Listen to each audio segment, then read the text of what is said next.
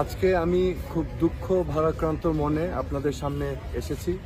আমি আজকে বঙ্গবন্ধুর ৩২ নম্বর বাসার সামনে। এটা আপনারা সবাই জানেন, এটা বঙ্গবন্ধুর জাদুঘর ছিল এবং এই বাড়িতেই ১৯৭৫ সালের ১৫ই আগস্ট আমাদের জাতির জনক বঙ্গবন্ধুকে সপরিবারে নির্মমভাবে হত্যা করা হয়েছিল। আজকে আমরা জানি যে এখানে বাংলাদেশে একটি গণ অভ্যুত্থান হয়েছে ছাত্র জনতার সম্মিলনে, এবং ছাত্র জনতার এই আন্দোলনের মধ্য দিয়ে কিছু দুষ্কৃতিকারী এই জঘন্যতম ঘটনাটা ঘটিয়েছে।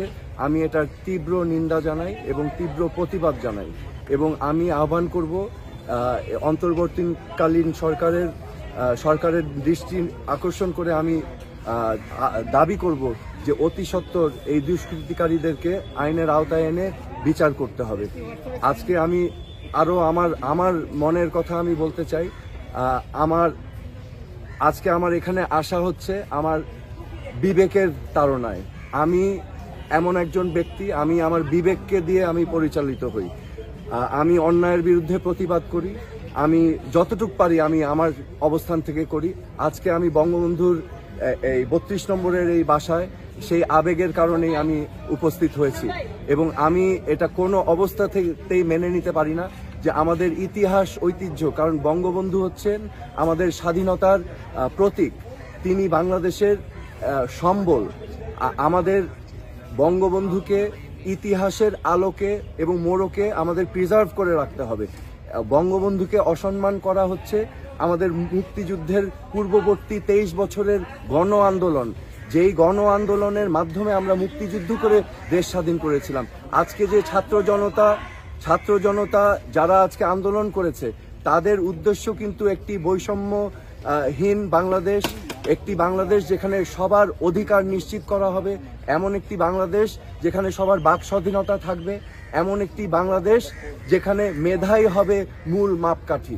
তো আমাদের মুক্তিযুদ্ধের চেতনাই কিন্তু সেই চেতনা, কিন্তু দুর্ভাগ্য আমরা এই আদর্শটাকে বাস্তবায়ন করতে পারিনি বাংলাদেশে এই পর্যন্ত।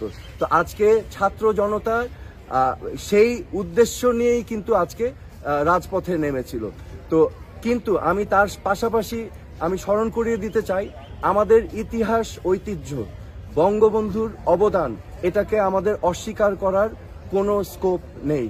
কারণ আমাদের অতীত, আমাদের সত্তা যদি আমরা ভুলে যাই, তাহলে কিন্তু আমরা ভবিষ্যৎ গড়তে পারবো না।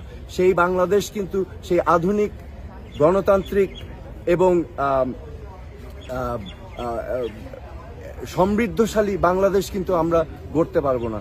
বঙ্গবন্ধুকে এবং যারা আমাদের স্বাধীনতা সংগ্রামের অবদান রেখেছে, আমি বিশ্বাস করি সকলের অবদানকে আমাদের নতুন প্রজন্মর কাছে তুলে ধরা আবশ্যক।